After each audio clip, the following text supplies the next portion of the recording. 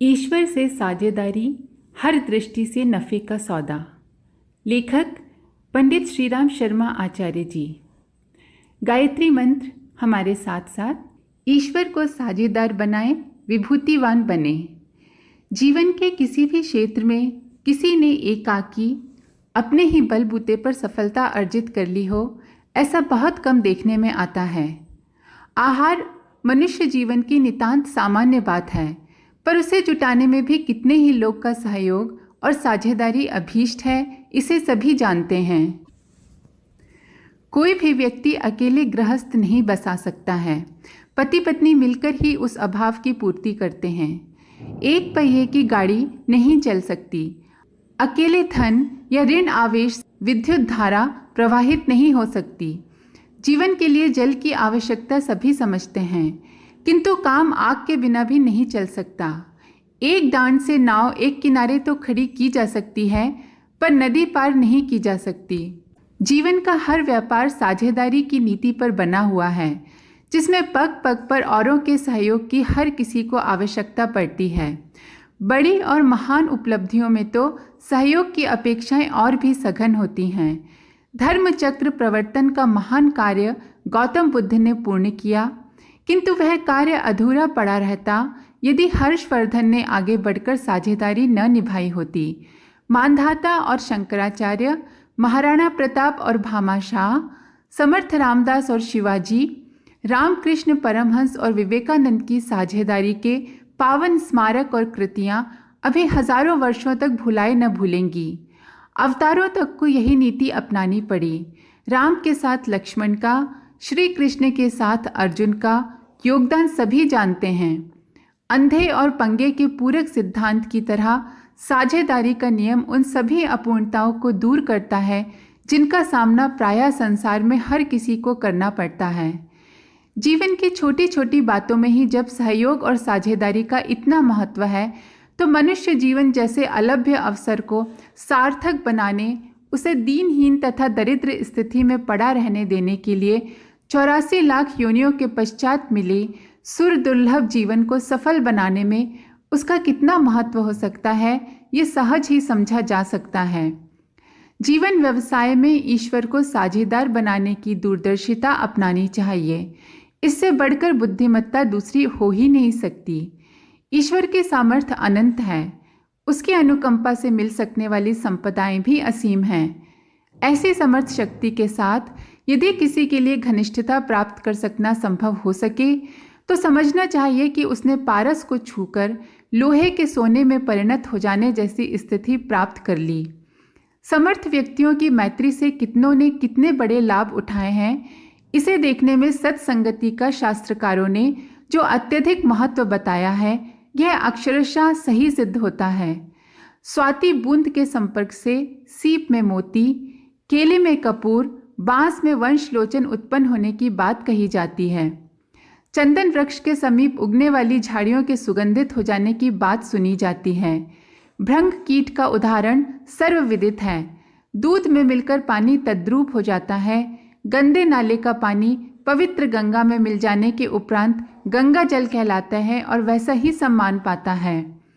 आग की घनिष्ठता में पहुंचने वाली हर वस्तु अग्नि रूप बन जाती है।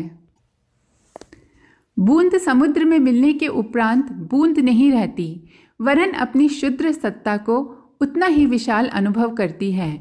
यह सर्वसमर्थ शक्ति के साथ जुड़ जाने पर मिलने वाले लाभों की प्रतिक्रिया है। ईश्वर जैसी महान सत्ता के साथ यदि सचमुच ही किसी को वास्तविक साझेदारी प्राप्त कर सकने का अवसर मिल जाए, तो समझना चाहिए कि उसने यह सब कुछ प्राप्त कर लिया जो इस जीवन में, इस संसार में पाने योग्य है। लाठी से थन छूना एक उक्ति है, जिसका अर्थ है दूर रहकर वे प्रयोजन पूरा करने की इच्छा करना जो समीपता और घनिष्ठता के सहारे ही संपन्न हो सकते हैं। कोई व्यक्ति गाय के थनों को हाथों से सहलाकर उसे पसुराने की क्रिया करके दूध निकालने की अपेक्षा ऐसे ही लंबा बाज थनों से छुलाने का प्रयत्न इस आशा से कर रहा हो कि इतने भर से ही दूध की धार बरसने लगी, उसी प्रयास के उपहास में यह लाठी से थन छूना वाली उक्ति चली होगी। हर कोई जानता है कि ऐसे प्रयत्न सफल नहीं हो सकते। उनके कर्ता निराश रहते और उपासास्पद बनते हैं। ईश्वर के संबंध में भी यही बात है। उसके साथ सघन संपर्क मिलाने पर ही आशाजनक अनुदानों की अपेक्षा की जा सकती है। यह सघन संपर्क कैसे हो, इसका तत्वदर्शन पूजा उपासना के क्रिया कृत्यों से, भजन पूजन के निर्धारित कर्मकांडों से सीखा जा सकता है। अर्चा आराधना के विधि विधान हमें उन तथ्यों से परिचित कराते हैं जिनके सहारे ईश्वर तक पहुंचना, उसके साथ घनिष्ठता स्थापित करना और अनुग्रह का लाभ ले सकना संभव होता है। धन का स्पर्श करके दूध दुहा जाता है, ये बात सही है, पर इसमें इतना और जोड़ना चाहिए कि स्पर्श मात्र से ही दूध की धार नहीं छूटती। थनों को हाथ से सहलाने की एक ऐसी विशेष क्रिया भी करनी होती है जो बछड़े द्वारा मुंह से थन चूसने के समतुल्य हो। ईश्वर भक्ति की सफलता इस बात पर निर्भर है कि भक्त ने भगवान से कितनी वास्तविक सघनता स्थापित की। यहाँ वास्तविक और अवास्तविक घनिष्ठता का अंतर भी अच्छी तरह समझ लेना चाहिए। वास्तविक घनिष्ठता को आत्मीयता भरी मैत्री कहते हैं। मित्रता प्रेम के आधार पर जुड़ती, दृढ़ होती और बढ़ती है। प्रेम का ही दूसरा नाम भक्ति है। रसो वे सह उक्ति में प्रेम को ही परमेश्वर माना गया है। प्रेम किसी भावुकता का नाम नहीं है। उसके लिए आंसू टपकाने, ऐसी ही कुछ अन्य भाव क्षेत्र की उछल कूद करने की आवश्यकता नहीं पड़ती। प्रेम एक स्थिर सिद्धांत है जिसे दूसरे शब्दों में सघन आत्मीयता कहते हैं। इस स्तर का उदय होते ही प्रेमी की हित कामना प्रधान हो जाती है। उससे लेने का नहीं, देने का ही जी करता है। ये देना जितना अधिक उच्च स्तर का, जितना सर्वांगपूर्ण है, उतना ही मैत्री का आनंद आता है। उसी अनुपात से मित्रता सुदृढ़ बनती है और फलप्रद होती है। पारस्परिक सहयोग मित्रता का मूल प्रयोजन है। इसमें जो अग्रणी होता है उसे प्रेमी कहते हैं। भक्त की मनःस्थिति भी यही है कि वह भगवान से प्रेम करता है। प्रेमी होने के नाते उससे कुछ मांगता नहीं, वरन अपने पास जो कुछ है उसे देने के लिए व्याकुल रहता है। अवसर ढूंढता है कि किस समय, किस प्रकार उसे क्या दिया जा सकता है। इन प्रयत्नों को करते करते एक दिन ऐसी स्थिति आ जाती है कि अपनी चेतना और संपदा का समर्पण प्रभु चरणों पर हो जाता है। अपनी महत्वाकांक्षाएं समाप्त हो जाती हैं, उनके स्थान पर ईश्वर की आकांक्षा का वर्चस्व छाया रहता है। जीवन की दिशाधारा अपनी इच्छानुकूल नहीं बहती, वरन उधर चलती है जिधर परमेश्वर की प्रेरणा होती है। चेतना के उपरांत मानवीय अस्तित्व का दूसरा पक्ष है संपदा। इसमें शरीर, कौशल और धन तीनों का समन्वय रहता है। इसका उपयोग लिप्साओं की पूर्ति में नहीं, वरन उन प्रयोजनों के लिए लगने लगता है जिनके लिए सृष्टा ने इस बहुमूल्य अमानत को जीवात्मा का स्तर परखने के लिए सौंपा है। ये साझेदारी किसकी हो? मनुष्य को मिली विभूतियाँ और ईश्वर प्रदत्त क्षमताएं इतनी गरिमामय हैं जिन्हें देखकर उसे सृष्टि का राजकुमार ही कह सकते हैं। शिक्षा, दीक्षा, वाणी और विचारों के आदान प्रदान, संस्कृति और सामाजिकता के सुंदर उपहार किसी अन्य प्राणी को वैसे नहीं मिले जैसे कि मनुष्य को। इतने उच्च कोटि की प्रतिभा और क्षमताओं से संपन्न मनुष्य की साझेदारी किसी पशु पक्षी जीव जंतु से नहीं, अपने से श्रेष्ठ से ही हो सकती है। जीवन की गहराई और तात्विक दृष्टि के कारण भी यह साझेदारी परमात्मा की ही हो सकती है। आज का मनुष्य दीनहीन स्थिति में यदि है तो उसका एकमात्र कारण ईश्वरीय साझेदारी से वंचित रहना है।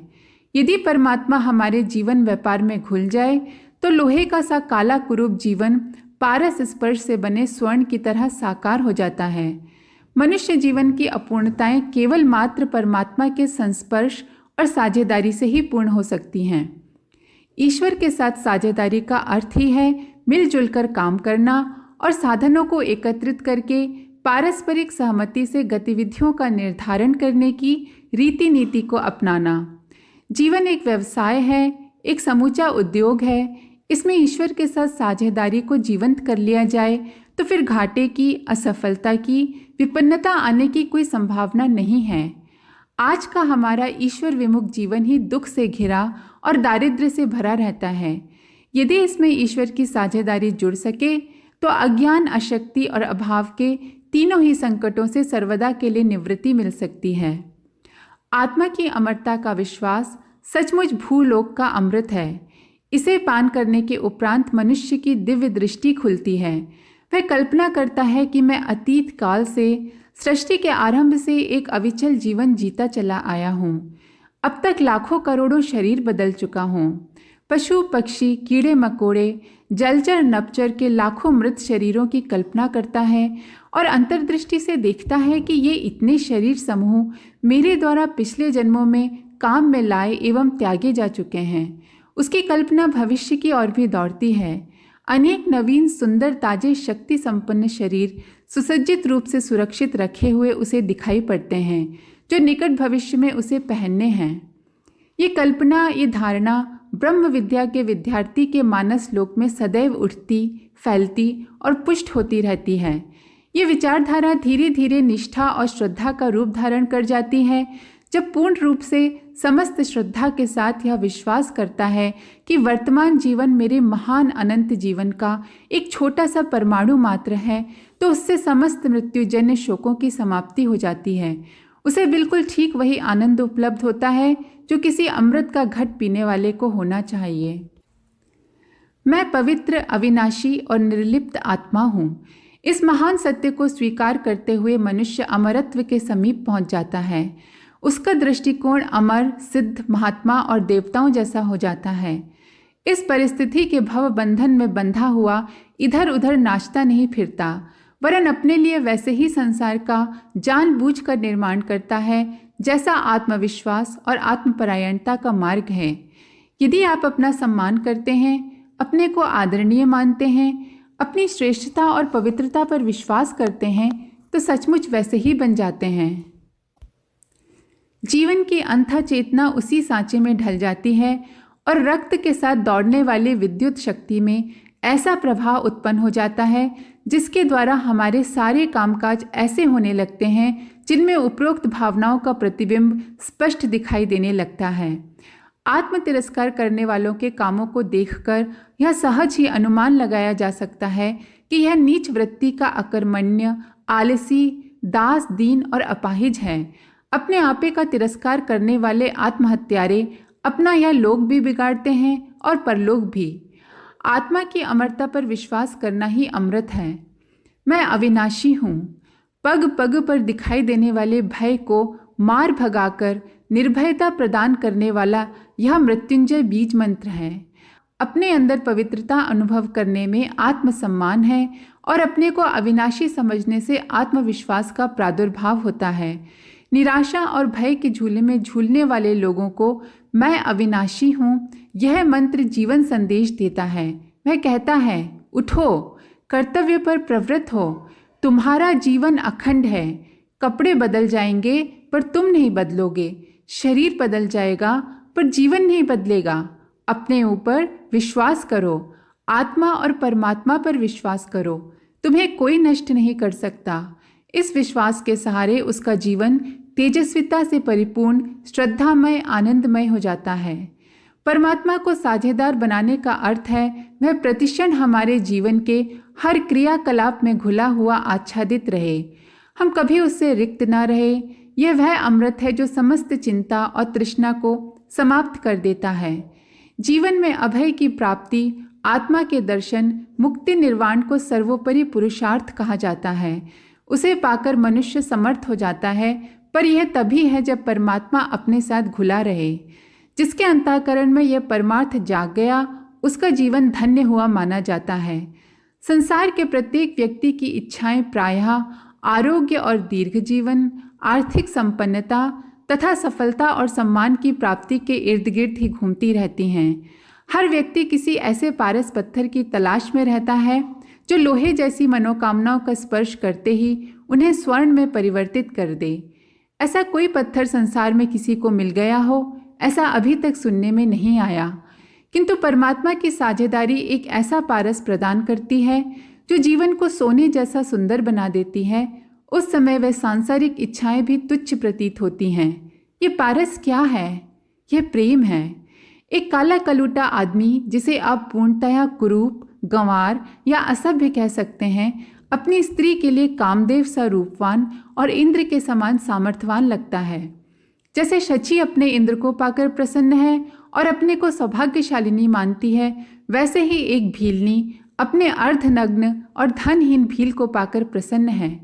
विचार कीजिए कि इसका कारण क्या है। जो आदमी सबको कुरूप और गंदा लगता है, वह एक स्त्री को इतना प्रिय क्यों लगता है? इसका कारण है प्रेम।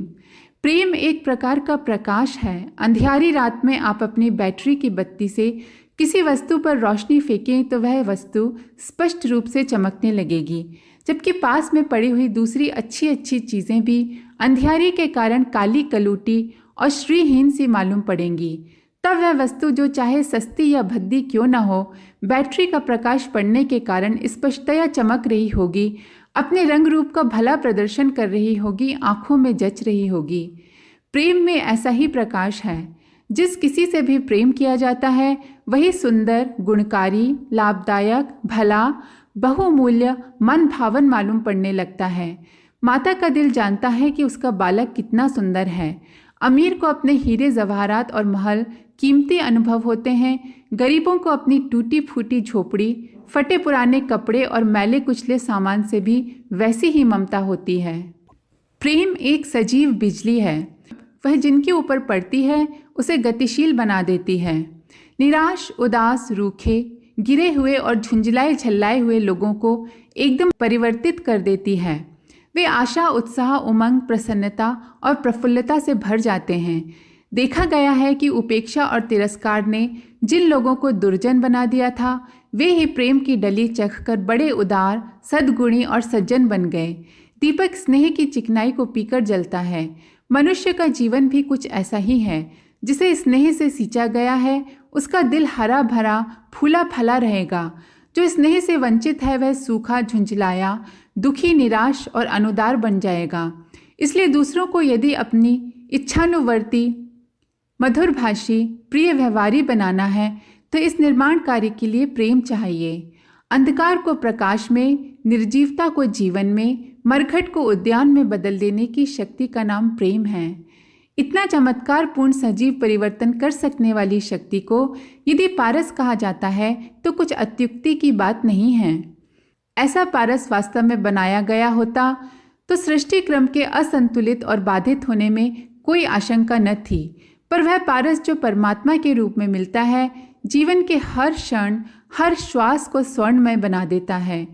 प्रेम का अंत वही होता है जहाँ स्वार्थ और मोह भरा हो।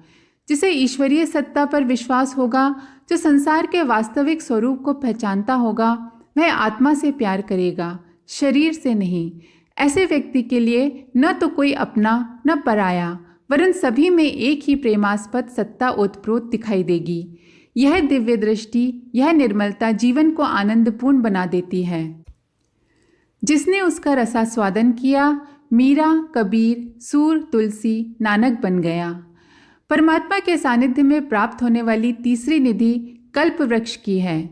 कल्प वृक्ष तपस्वी जीवन के रूप में फलित होता है। तप का अर्थ है सच्ची लगन और निरंतर प्रयत्न। ये ही महान साधनाएं हैं जिनसे परमात्मा प्रसन्न होता है और इच्छित वरदान प्रदान करता है। उदासीन, आलसी और निकम्मा व्यक्ति 2 घंटा काम करके एक पर्वत पार कर लेने की थकान अनुभव करता है, किंतु उत्साही, उद्यमी और अपने काम में दिलचस्पी लेने वाले व्यक्ति सोने के समय लगे रहते हैं और जरा भी थकते नहीं। लगन, दिलचस्पी, रुचि और झुकाव एक प्रकार का डायनुमा है जो काम करने के लिए क्षमता की विद्युत शक्ति हर घड़ी उत्पन्न करता रहता है। उत्साह, स्फूर्ति, लगन, धुन, परिश्रम, प्रियता, साहस, धैर्य, दृढ़ता और कठिनाई को देखकर विचलित न होना, ये तप के लक्षण हैं।